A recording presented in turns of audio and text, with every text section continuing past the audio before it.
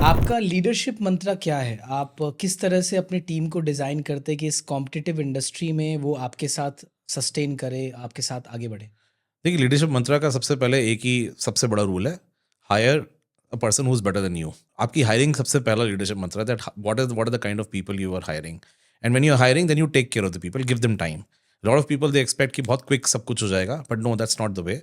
You give people time, give the environment where they feel freedom to work, listen to their ideas actually, you should listen to their ideas, उनका सुनो, उनका समझो और उसके हिसाब से align yourself and give them the freedom to do their work.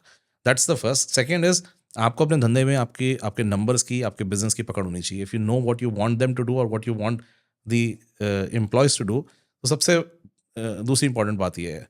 तीसरा ये है कि आपको अपनी मेहनत नहीं छोड़ सकते। At any given point in time आप, हाँ, लोगों पे निर्भर होते हो, पर आत्मनिर्भर होना बहुत ज़रूरी है। आपको पता होना चाहिए कि आज मैं कर रहा हूँ बिकॉज़ मैंने अपने करियर के टाइम में बहुत देखा है कि आपने कोई बंदा, अच्छा बंदा हायर किया, आपने स्मार्टर लोग हायर किए, पर बाहर की दुनिया उन पे नज़र रखती है। आप एक बार वो हमारे से सीखते हैं, बढ़ते हैं, उठते हैं और फिर वो कहीं चले जाते हैं। हुँ। बट बिज़नेस में हमेशा ऐसा वो बना के चलना चाहिए पकड़ कि कभी भी कोई जा रहा है, आपको नहीं जाने देना चाहिए, कोशिश करना चाहिए वो टैलेंट आपके पास रहे, पर अगर जा रहा है तो धंधा बंद हो जाए, ऐसा नहीं होना चाहिए। डिपेंडेंसी इतना भी नहीं होना चाहिए कि इम्पैक्ट कर जाए। क्या, और अगर डिपेंडेंसी है तो रिडंडेंसी होनी चाहिए। क्योंकि सूनर और later people will leave you after 5 years और 10 years because they also have their own path. या बहुत ही कम होता है कि आपका 80% वर्कफ़ोर्स 10 इयर्स में सब उतना रहे आउट ऑफ 100%। बिल्कुल, फाउंडर्स का निकलना आसान नहीं है ना। हाँ, फाउंडर्स तो एक बार आ गए, एक बार शुरू हो गया तो वो तो अब करेंगे ही करेंगे, उनके पास तो कोई ऑप्शन ही नहीं है। हाँ। उनका लाइफ, उनका सब पैसा, सब कुछ वहीं इन्वेस्टेड है।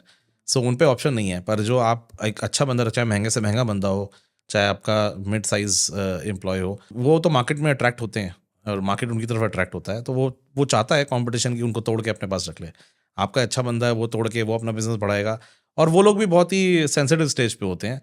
As much as they want to, उनको लगता है कि नहीं, हम यहाँ रहे हैं, उनको अच्छा भी लग रहा है, पर कोई पैसा फेंकेगा और तमाशा देखेगा, वो लेके जाएगा उसको, तो उसमें आप कुछ कर नहीं सकते हो।